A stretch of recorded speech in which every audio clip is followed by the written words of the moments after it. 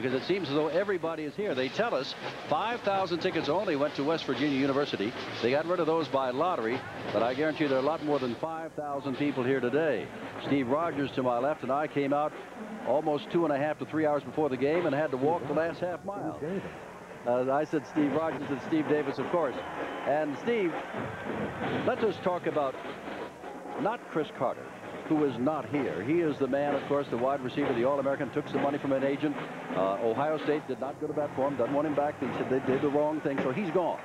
But when West Virginia does come here in the 4-hour bus ride, they're going to face one of the best defenses in the country, bar none. Well, there's no doubt about it. One of the real trademarks of Ohio State is their defense, and especially their linebackers, and especially in 1987, Jim. They've got two outstanding linebackers. Their inside linebacker is Chris Spillman. 205 tackles last year, an outstanding award winner, All-American football player. Coaches across the country say Chris Spillman plays with more intensity than any player they've ever played or seen play. He is so intense. He knows his talent. He's not overwhelming in terms of his physical abilities, but what he's able to do on the field of finding the man with the ball and making the tackle. Number two, Eric Kumaro, the number 2 linebacker. He's the outside backer. He is a tremendous player in the sense of his pass rush ability. He is a little bit overshadowed by the fact of Spillman, but what Kumaro does is give him a great 1-2 punch at linebacker. Let's get back to Spillman for a moment. I like what he says.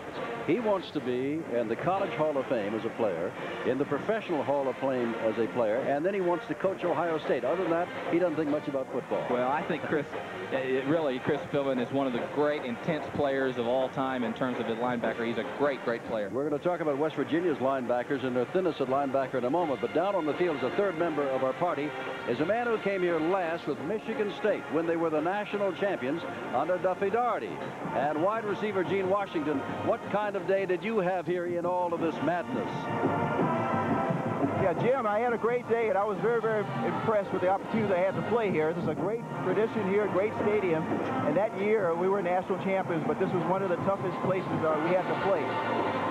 It is a tough place to play, and I doubt that Gene Washington can even hear us, and the game is fully 15 minutes away.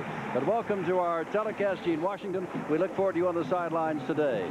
And Steve Davis and I will be coming back to Ohio Stadium with the expected sellout crowd in just a moment with the kickoff. But in the meantime, let us go back for more about the Big Ten, tonight's game, and other games around the country as we go back to our studios for Big Ten Today in Champaign, Illinois, and our veteran guest host, and he is a good one. Back to you, Dave Dials. All right, Jim and Gene and Steve, we're delighted you're all with us. You know, Earl Bruce and Don Nealon have coached against each other before. This is not new for them. Guess where? In high school. When Bruce coached at Massillon, Ohio, and Don Nealon, later coached at Bowling Green, coached at Canton McKinley, great rivalry. And Fritz Howell said to me one time, the old sports writer, rather cover that game than Ohio State and Michigan. Some of the other top games we'll be following today. Top-ranked Oklahoma's be home against North.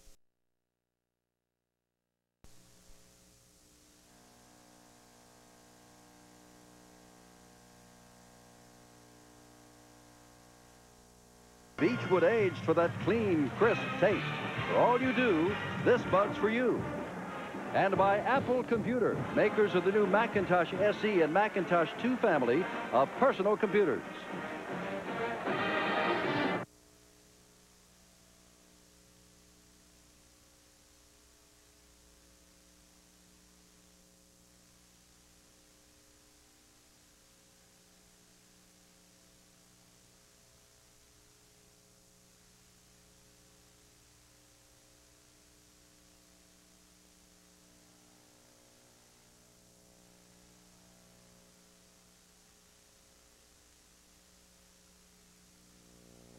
State and West Virginia. Well, Jim, it's really part of the storyline today in the football game. The game today with Ohio State, they have a senior quarterback. He's waited his turn, Tom Tupa, an outstanding quarterback that Earl Bruce believes may become the best quarterback that he's had at Ohio State, which is saying a lot considering the players he's had. He has all the skills and all the talent. What Tom Tupa has to do is be very patient. Don't try to cram your entire career into one performance a day or your senior season. On the other side of the ball, interesting, Major Harris, the starting quarterback for West Virginia, he's a redshirt freshman. He doesn't have all the skills. He doesn't have all the talent right now, or the experience is the main point. And I think what Major Harris has to do is play within what the coaches have set as his limitations. He doesn't know a whole lot right now, but he's got the skill and talent to be a great great punter, so he has been on the team, but his punting, plus Casados and Tomzak, have kept him off the field as a quarterback for the most part. On the other hand, Major Harris is a redshirt freshman, and he's coming out here today with an offense that showed nothing against Ohio University in terms of any diversification at all. In their warm-ups, as you pointed out today, Steve, they showed nothing. But we have a feeling that Major Harris has a big job ahead of him in running a wishbone. Well, that's right.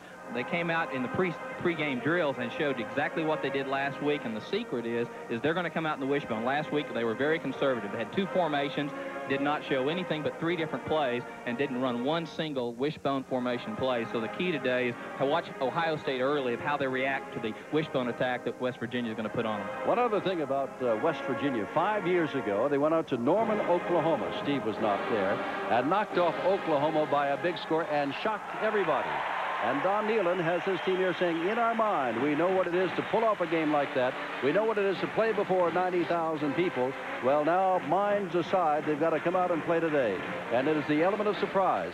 And Earl Bruce said something interesting. He said, since they've already played a game, West Virginia, it's like they're starting on the 10-yard line, and we're starting at the goal line. They're 10 yards ahead of us. Earl Bruce, they were wondering what he was going to wear today because of the Cotton Bowl, remember, he came out in athletic gear, then the team went back in, then he came back dressed like this. So he's going formal again. Well, he really is. He was out in his athletic attire before the ball game, and now he's really dressed up. Here is West Virginia, 1-0 this year, beating Ohio University, but their worst season under Don Nealon last year, 4-7. They want to turn that around. They have the new freshman quarterback in Major Harris. He is a redshirt. And he is going to be running, as we understand today, for the most part, a wishbone. It is a young ball club on defense at the linebacking core. And now down, as West Virginia comes on, their captains are already on the field and are prepared for the toss of the coin. And here come the Buckeyes, number 5 in the nation.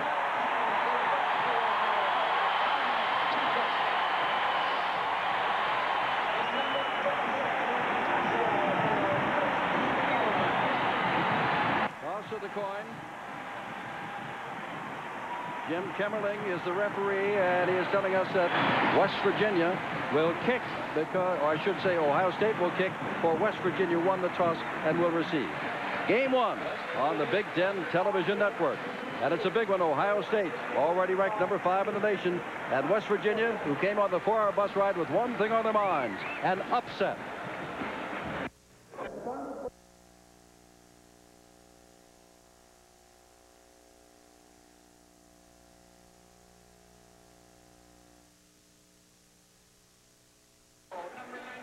They expected a cloudy day, but with no rain, but that is not to be. A week ago, West Virginia opened against Ohio University in rain, had 5 fumbles and lost 3 of them. They don't want that to happen today. Ohio State favored as they are, and Ohio State at home, as you can see, in their career, 82 wins, 78 of them opening at home. West Virginia 71, on the road 15, and Don Nealon has never lost in his 8 years at West Virginia an opening game. But for Don Nealon and West Virginia, this is not their opening game. It is for Ohio State.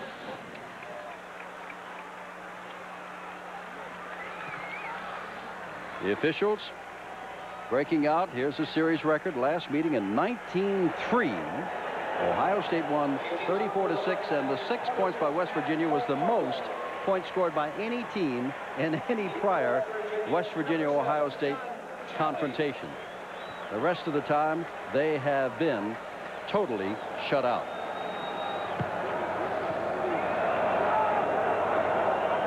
Kicking off for the Buckeyes. Mark Kiesler, and back deep is Talley. John Talley, the deep man. And it is Talley at the 6 to the 20. Across the 25, lost the football. There it goes up for grabs again. And it's going to belong, I believe, to Ohio State at the 37-yard line. Talley fumbles. They lost 3 in the first half last week. Didn't want to do that, and did it on the opening kickoff. John Talley, a senior, lost the football. The frustration right now that Don Neenan has is knowing that this is a little bit of deja vu. When they played Miami, the game fell apart for them early. You don't want to make these kind of mistakes, obviously, and there Pat O'Mara was able to fall on the football. You want to control the ball, just get it. They didn't happen. Now, big turnover. Now they've got to rally their defense. Wide to the right, Anthony Coope. To the left is a flanker, Everett Ross, Cooper, and Workman in the backfield, and Tupa to call the play. There's Ross in motion on first down. And Tupa still got the football and passes it off to Cooper on the far sideline. Knocked out of bounds across there by Preston Waters. Tony Coope just caught the pass, starting number 22, a freshman. The quarterback, Tom Tupa, with his big chance. The tailback, Vince Workman, 42, the leading ground gainer a year ago, and George Cooper. Anytime he has carried the ball in his career more than 10 times a game, Ohio State's won. Everett Ross, one wide receiver, along with Coope. Now from the 29-yard line, second down and short. Clift has replaced Coope and is wide to the left. Coope is coming out firing in, right across the middle and intended for number 5 Everett Ross, and it is incomplete. Offensively on the line, making his first start, Alex Higdon, the senior tight end. At tackle, Stasiak. At guard, Jeff Davidson. Left guard, that's where Uhlenhake used to start, but he is now a center. Right guard, Zakharov. And the freshman right tackle, John Peterson, with the injury to Jay Schaefer, with the abdominal muscle pull. Third down, a couple to go from the 29. Now they're going to run the football on the pitch out, and it is not a first down as James Bryant is ridden out of bounds across the way. And ridden out of bounds by Terry White, who was an all-Big Ten safety man here at Ohio State before he transferred after an altercation with the coach Earl Bruce. West Virginia defensively, across the front, Hunt, Grant, and Parker. Pickett, Warren, Herring, and Jackson, the linebackers. Waters, Edwards, and Smith and White, the deep men. And now Matt Franz, who missed one of 47 yards against Michigan, will try one from 47 yards again, and this one is good. Ended the last regular season missing one that could have beaten Michigan. Starts the season by making one of the same distance to give Ohio State, after the fumble, the 3-0 lead. 12:35 to go in the first quarter, and it's 3-0 Ohio State. Number 90 on tally, knocks the ball loose. The frustration with West Virginia is not in position to make the play, and the ball's recovered by the kicker. That kicker is Pat O'Mara. I called it Mike Giesler on our rundown here. Both men are now listed as number 6s, but of course the place kicker is Pat O'Mara, who did the job of kicking off and then recovering the fumble to set up the field goal. Well, the very thing that West Virginia did not want to do happened. They fumbled the football in their own territory. They did hold Ohio State on 3 downs after a big gain on the first down and forced the field goal attempt. Callie, the man who fumbled, is again deep, and O'Mara will do the kicking off. Virginia, number 7. A very humid day in Columbus, Ohio, as you would expect. It is only not even mid-September yet. Callie again will take this one, but this one about a foot or two in the end zone, and he's going to stay there as he backs up 3 or 4 yards, and they'll come out to the 20-yard line.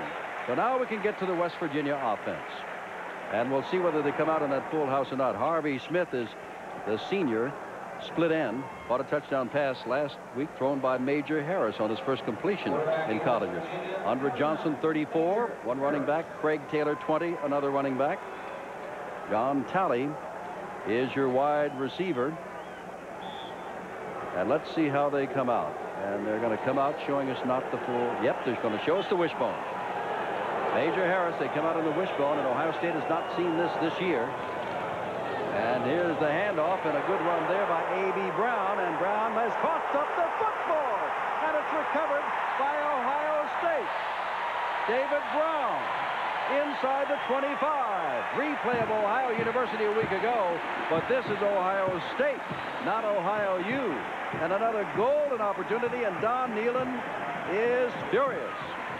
The frustration that Don Nealon must be experiencing right now. A.B. Brown makes an outstanding run, breaking into the secondary. Good efforts, tossing, turning, trying to make something happen. It's a good effort fumble, but you just hate fumbles in any way. It looked like Chris Spillman's helmet hit the ball, knocks it free, and David Brown falls on the football for Ohio State.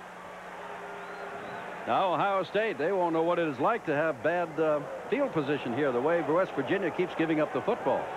Second turnover, and we've had less than a minute of time go by. Tom Tupa came out throwing, remember, and he is going to hand the ball this time off to Vince Workman, the tailback, who gets down to about the 20-yard line. Second down there, and the tackle was made there by Dale Jackson. Jim, yesterday, Don Nealon made the point. He said, this is such a recall. Last year, they had Miami of Florida. They played them well early, and then he said, we just fell apart, made mistakes and fumbles. He said, I just hope that doesn't happen tomorrow. He said this yesterday, and it's exactly what's happening. They're turning the ball over to Ohio State. Gary Cliff to the right, Ross to the left. Cute was in on the first play and caught a pass, and audibilizing at the line of scrimmage is Tom Tupa. 3-0 Ohio State leads. Tupa the short drop. The fire there to Everett Ross. Ross inside the 10-yard line, dragged down there by Preston Waters, number 5. They'll mark the ball between the 8 and the 7. And that's enough for a first and goal to go Ohio State. Everett Ross is the only experienced receiver in the Ohio State receiver corps. It makes a good play, just a stop route. He's working on number 5, Preston Waters. Too much cushion by Waters when you're down inside the 20-yard line, and Everett Ross takes it to the sidelines for a good gain. West Virginia's had the ball twice, but only for one snap from center. They've given the ball to Ohio State, which now shows us a full house backfield. And here is the handoff and a touchdown by James Bryant. Bryant, the sophomore, makes it 9-0. Big hole, and another gift by West Virginia. And fortunately for Ohio State, they have taken advantage, haven't they? 13:34 to go, first quarter.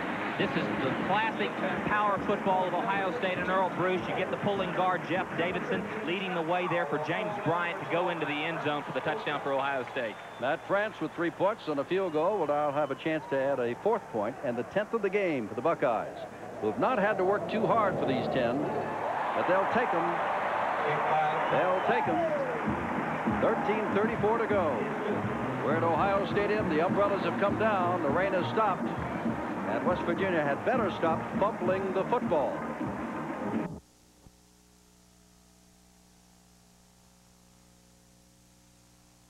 Then burying Texas A&M 28-12 in the Cotton Bowl. And Pat O'Morrow, his kicker, is going to have a tired leg unless this stops. This is his 3rd kickoff in less than 2.5 minutes of the game. And Talley goes deep in the middle again. Return 1 and fumble. The last time he kept the ball deep in the end zone. 2 fumbles that made it 10-0 Ohio State. The field goal by France, the touchdown by James Bryant. Now Major Harris will try to get something going. Talley now at the 1-yard line. At the 10, got a hole at the 20, takes advantage of it across the 30, knocked out of bounds. And now, with outstanding field position at the 39-yard line, West Virginia will try to get this ball underway. Again, this is classic Ohio State football, full house backfield. See number 50, Jeff Davidson, lead the way, makes the it's a trap play, and then puts James Bryant, number 41, in the end zone for the touchdown. Remember, Major Harris handed the ball off to A.B. Brown. He made an outstanding run on the only play from scrimmage for West Virginia, but fumbled the football. Now they're not showing us the wishbone. There's Taylor, Greg Taylor, the junior out of Linden, New Jersey, number 20, and he picks up perhaps 5 yards to the 44-yard line. I asked Don last night if he sensed how the team had prepared for the week and what he thought would happen in the ball game. He said, Steve, no coach can ever tell you what his team's going to do on Saturday afternoon. He says, I just hope they don't go into the stadium, get intimidated by the size and just the people and the things that some of them have never seen before, not playing here. But they've been intimidated, obviously. Well, this drive here will show us something. Talley swings out of motion from the wishbone, and Major Harris still has the football. He can scramble, but he's going to throw this time. Fires the football off the hands of one man, and it is intercepted. How about that? number 37, William White. And that's the third turnover in less than 3 minutes of play. Off the hands of one man into the hands of another.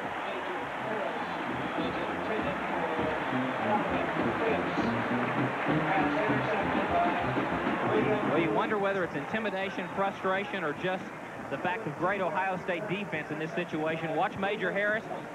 Doesn't really get set. Throws the ball. The receiver tips it up. And there it is, number 37, William White makes the grab. Ball is at midfield, and this is the worst field position Ohio State has had. William White obviously thrilled, and why not? He is a senior co-captain out of Lima, Ohio, with the first interception of the new season. Workman and Cooper the setbacks.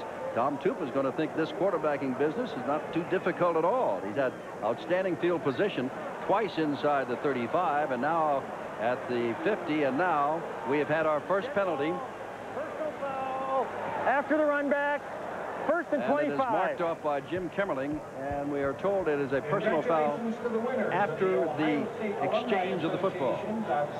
So it is first down and 25 from a 35. Those clubs receiving awards are on the scoreboard. Hugh wide to the right, Ross to the left.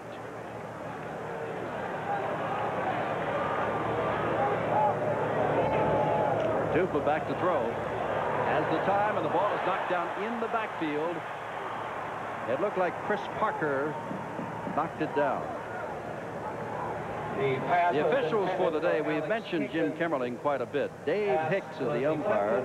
Jim Augustine is the head linesman. James Twitty, the line judge. The field judge is Dick Honig. Side judge, Vince Sigarzi. And Bill Carollo is the back judge. Second down.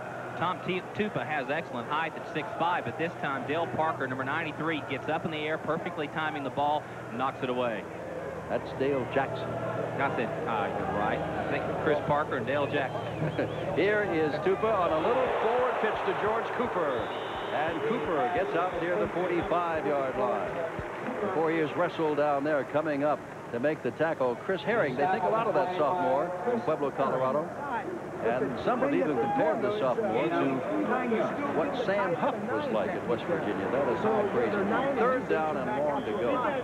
Ohio State has gained 8 yards rushing, 30 yards passing, 38 yards total. West Virginia gained 6 yards. That was on the run by A.B. Brown. And that's all they had, and he fumbled the football. There's been like an audible from Tupa, and coming in motion here is Everett Ross. And Tom still has the football.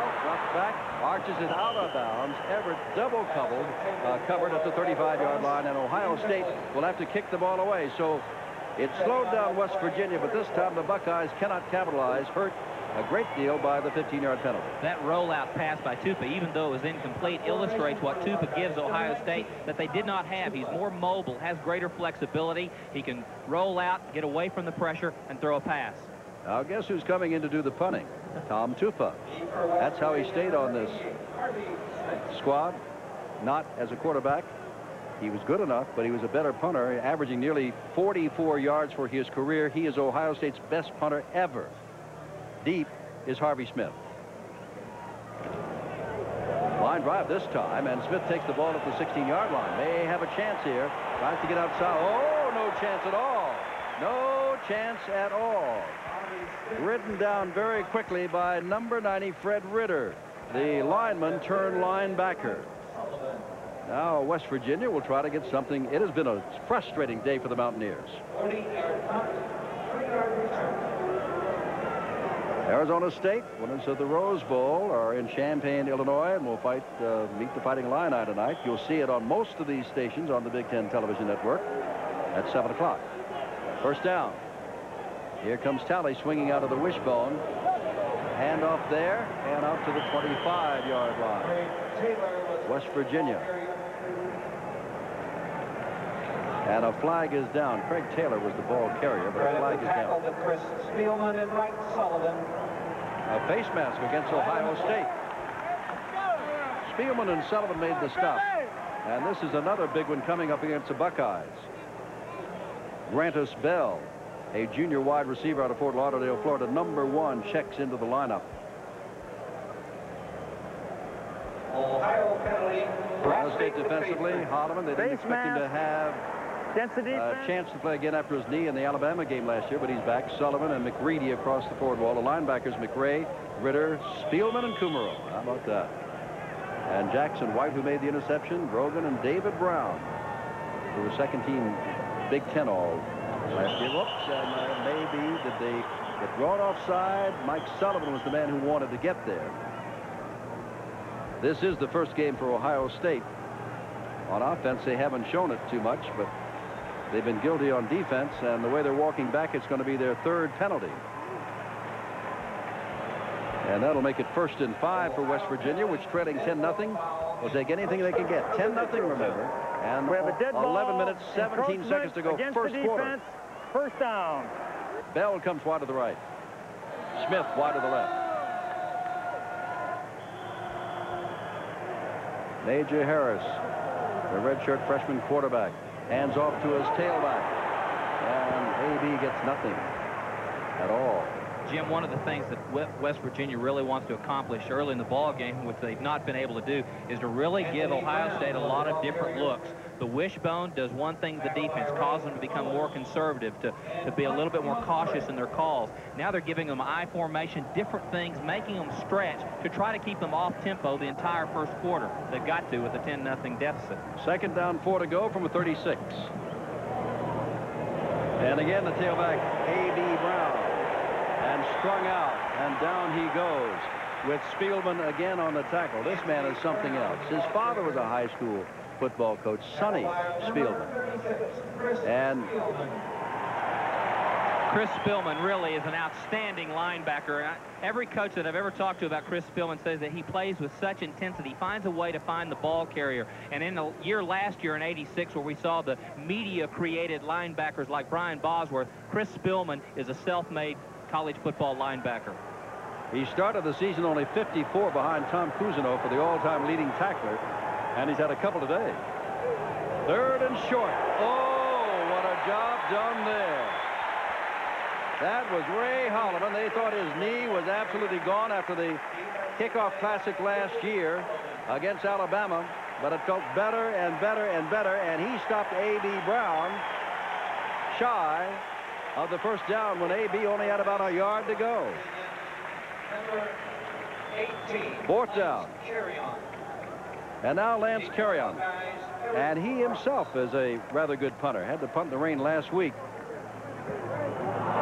Well, I gave him that accolade, and he'll get something out of this anyway. And still on his feet and returning is Ross, number 5. Everett Ross gets the ball back to the 33-yard line. Where it'll be 1st and 10 Ohio State, up by 10-0. Next week, Steve Davis and I will be in Madison, Wisconsin, Utah, and Wisconsin. And tonight, remember, on most of these stations on the Big Ten Football Network, you will see Arizona State in their game with the Fighting Illini, who are playing at home after that disturbing loss to North Carolina last week. Now, both Ross and Cube go wide to the right. Tom Tupa talking to them. And here's the Mitch Workman getting out to about the 39-yard line. Stacy Smith made the stop. Let's go down to Gene Washington. Yeah, Jim, it seems to me that Ohio State is playing very, very well. It's very evident that West Virginia is a little nervous right now. So this has been the key so far. Nervousness. We know something about that when you come in before 90,000 people. Both Clift and Ross go wide to the right. It's on 2nd down and dragging it George Cooper. Big, powerful man, 6'2", 246. And they really had to wrestle with him, and wrestling with him with Chris Herring, number 49, and Brad Hunt. Flag down on the play one more time. There's George Cooper.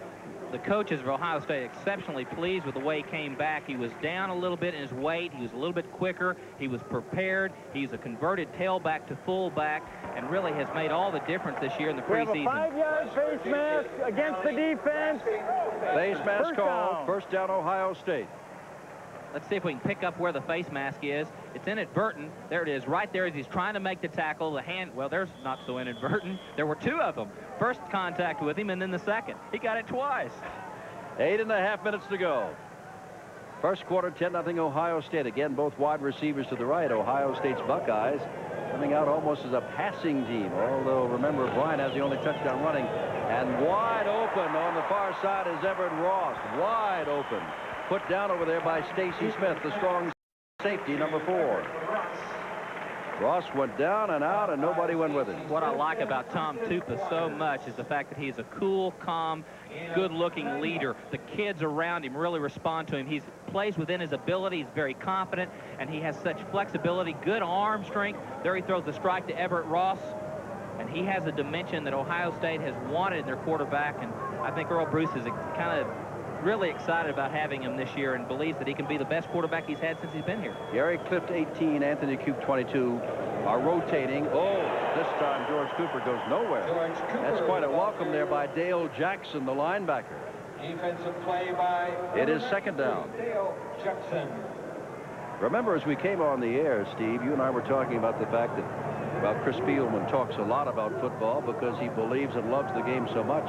They're talking about not another Big Ten title only. They're talking in terms of the national championship, and they firmly believe they've got a chance for it. Well, they believe they've had a new attitude since the Cotton Bowl in the way of that big victory, and then coming into preseason, it's carried over, and these kids have got the right focus for a national championship run. 2 tight ends, full house backfield, first down George Cooper, down to about the 39-yard line. First down Ohio State, clock ticking away, 6:55 to go. First quarter, 10-0 Ohio State. Sellout crowd, even though the school does not get back into session for about 2 weeks. Everybody else is here, including the Ohio State band, which you'll hear some of at halftime. They came in, all of them, and have had a day and a half of practice. But as they marched out on the field today, they looked like they've been practicing all summer long.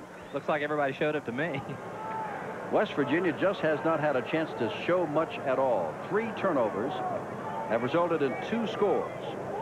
That is Rossi in motion, first down Ohio State from the 39-yard line, and Tupa back to throw. Under some pressure. Oh, what a catch that is.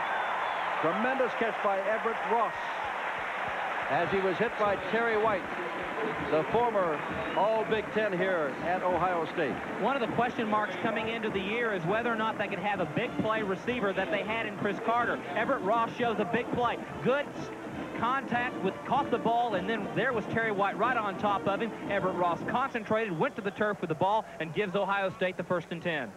Ohio State, remember, on this particular drive has driven. They've got nothing free. First down at the 24.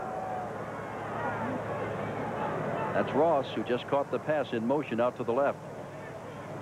And that is Vince Wortman, the junior out of Dublin, Ohio, which is very near to Columbus, getting a couple of yards and a couple of yards only. The tackles and Chris Erning and number 84, James Fuller.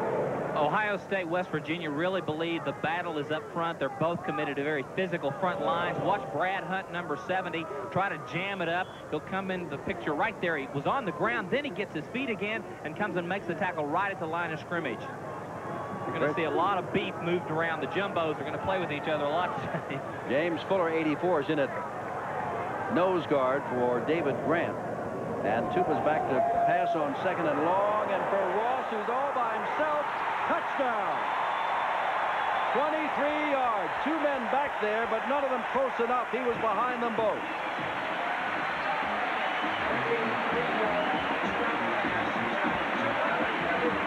And Tupa has shown that he is a Big Ten and big league quarterback. If there was ever any question, at least this is a little early, but Tom Tupa shows his ability to set in there, throw a perfect strike. Look at the touch of the ball, of being able to lay it gracefully over the defenders to Everett Ross, knowing exactly where he is on the field for the touchdown. And now Matt Franstad, the extra point. West Virginia has to get in gear, even at 10-0. That was bad enough. And it looks as though in a moment it's going to be 17-0, and they've never had a chance to show offense except on one drive, and they're thwarted there. All right. We'll be back with more Big Ten football in just a moment. The rain has stopped here at Ohio Stadium, but the drive of Ohio State has not. They lead West Virginia 17-0. Yeah. Not the motion. I said the touch on the ball. No, I'm talking about Harris. Oh, okay, yeah.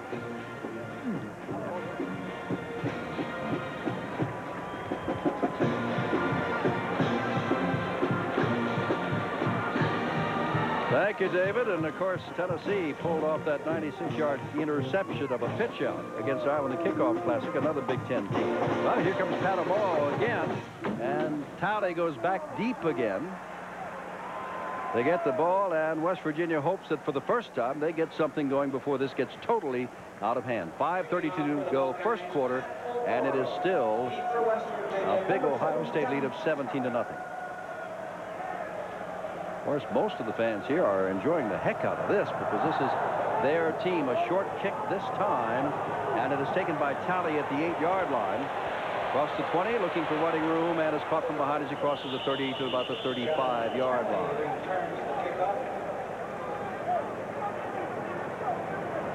Alvoid Mays. The tackle by Sean Bell. Look at this. That is Mike Timko, the senior quarterback, warming up on the sidelines just in case he gets called on. By John Talley. Major Harris. And it's not all his fault. He's not been able to get this team going. Undra Johnson is now in there. Here's Harris back for a second throw. He's going to be caught from behind. And caught from behind he is by the best pass rusher at Ohio State, Eric Kummerow, who had 9 tackles for losses last year when he was all Big Ten, and that's his first of this year. Well, when the coaches start describing Eric Kummerow, the fact he was a former quarterback, he has excellent abilities in terms of physical skills, 4.7 speed, 32-inch vertical jump, but it's his pass rush ability, his ability to get away from people, keep him away from his feet, find the quarterback, and make the play. Now it is second down and 17 to go. And there's a pretty good run there by Undra Johnson, and he got a lot of that back. And some more as he gets across the 35-yard line. The mark at the 37 for Greg Rogan, a senior out of Urbana, made the stop. You have to empathize right now with Don Neyland. He's not been able to establish his running attack, his game plan at all. They're having to play catch-up now. The wishbone is not traditionally considered a catch-up, so now they've got their freshman quarterback in the I formation, what they did not want to have. Third down, 5 to go. Major Harris back to throw. Throws, has his man, but it is intercepted and then dropped. Spielman got the ball. Flags go down. Spielman dropped the ball, and it was recovered by Ohio State's Ritter. But let's see what the flags are. Intercepted by Chris Spielman. Watch Spielman. Chris just has tremendous ability to find where the ball's going to go. He understands his drops, his role as a linebacker. He has the feel. There's the tackle that frees the ball away from Spielman, and the opportunistic Fred Ritter again making the play and the recovery. We're still waiting for the referee to tell us what it was. It is clipping call against Ohio State, so the turnover remains. That is the 4th turnover in the game. And, folks, that's the 4th turnover, of course, in the first quarter. Incredible. Ohio State in its first game, almost flawless. And West Virginia in its second game, going back to the 5 fumbles they had last week, plus 3 of those they lost. Ohio State's a football team. On the offense, during the run back, first down. Ohio State's a football team that will beat you anyway. They don't need a lot of help, but when you give them this type of help, that many opportunities, you know, West Virginia's really lucky the score's not worse than 17-0. First down, put the ball back at the 28-yard line. Earl Bruce has to like what he sees. Boy, I like that outfit Coach is wearing today. Everett Ross wide to the right. He has caught a touchdown pass. Workman the tailback. Cooper the man up front. And Anthony Cute is the flanker. And here's Vince Workman trying to get some running room outside and does not. Good defensive play. They really stacked him up. That was Pickett who made the tackle. Let's go to our studios and Dave Dials. Defensive play by Robert Pickett. Jeff Francis, 39-yard scoring pass to Reggie Cobb and Johnny Majors Volunteers. Bolt in front of Mississippi State, 7-0, 9:14 left first quarter.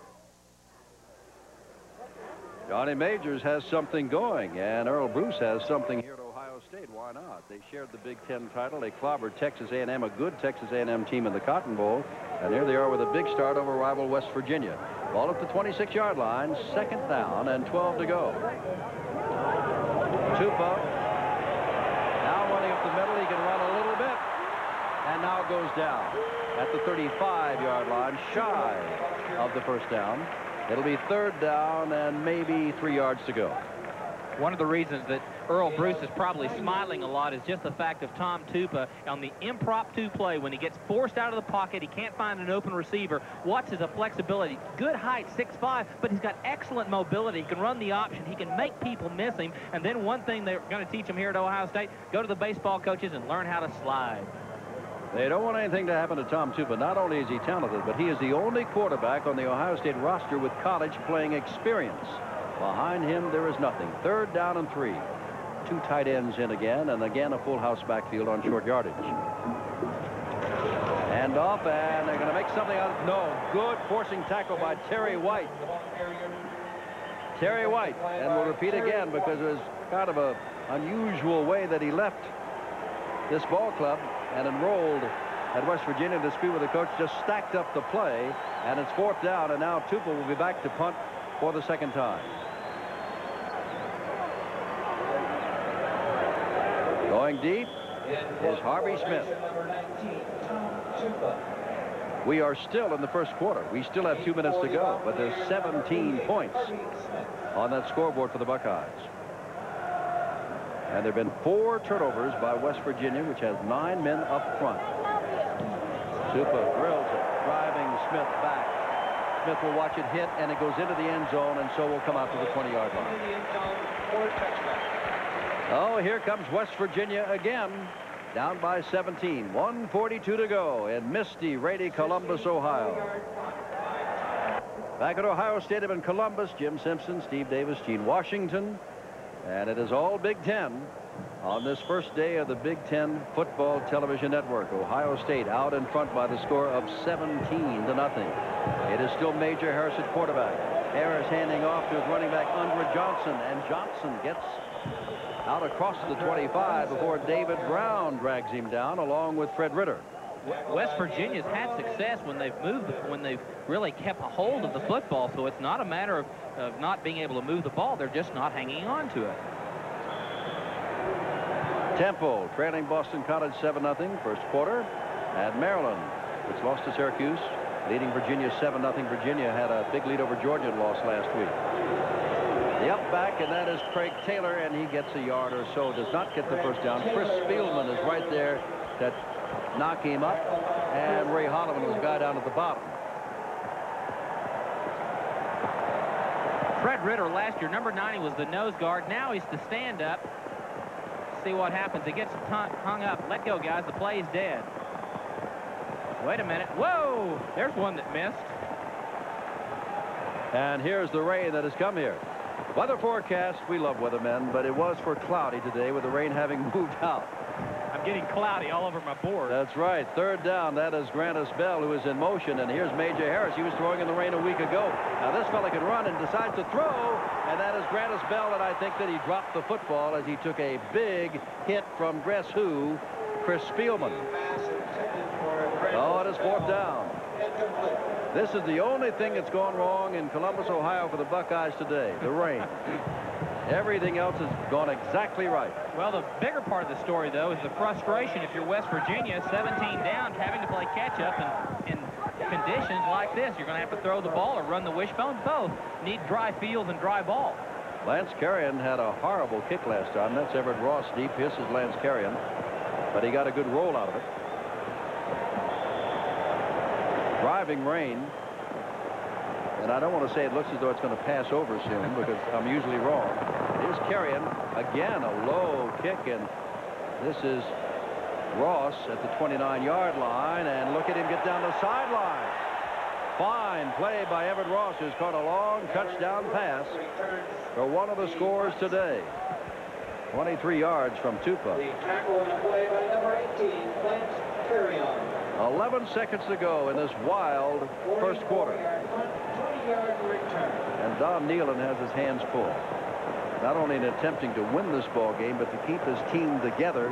They can leave here thoroughly demoralized and have to go back and play at Maryland next week. To the right, it looks clear. To the left, it doesn't. And where we are, it is raining. Cube wide to the right. Ross comes to the left. Ball at the 49-yard line of Ohio State. could be the last play of the first quarter.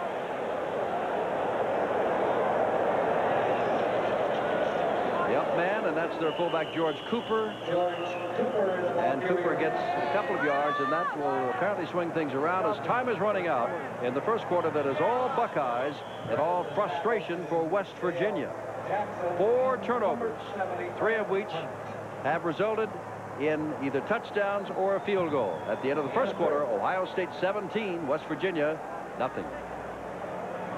Quarter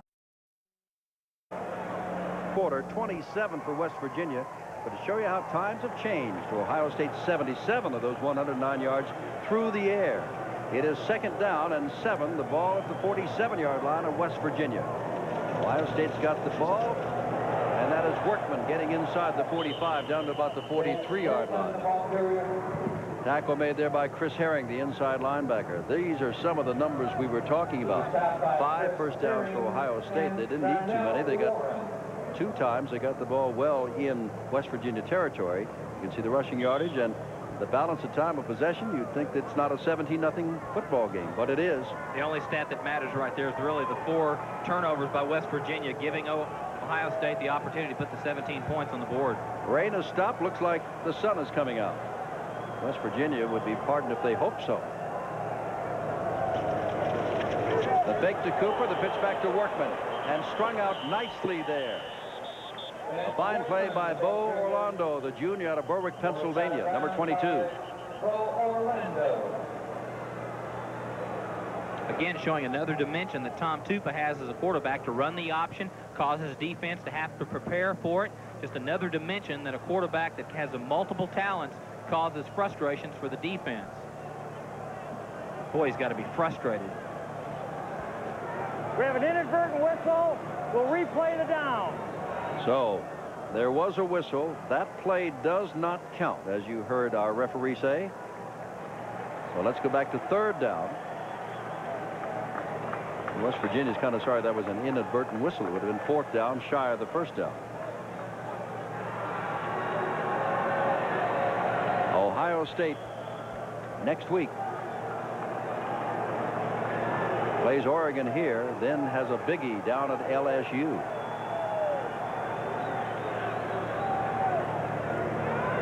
Third down, short to go. Tupa's got the ball, and another play by the same man. Bo Orlando, who made the tackle last time, makes the tackle of Tupa, not taking the fake at all. It's 4th down. There's Orlando right there, number 22. And so Tupa will kick once again. Now here's something, Steve. He's kicking for the 3rd time in just a little bit more than a quarter. You would think that Ohio State's not having any success at all, but indeed they are. Terry White, the Ohio State player of other years, now with West Virginia, steps back to about his 10-yard line. Figuring if it goes over his head, it's going to be in the end zone, come out to the 20 anyway. Here's Tupa, taking it straight and short. And White calls for a fair catch. Oh, he gets hit. Takes a big bump there. From number 37, William White, no relation. And I don't see a flag. Whether or not they're going to throw a flag or not, say it's inadvertent. He just couldn't stop himself. No, he didn't call for the fair catch, so he's giving the 2-yard cushion, and then you can hit him after he's made the catch.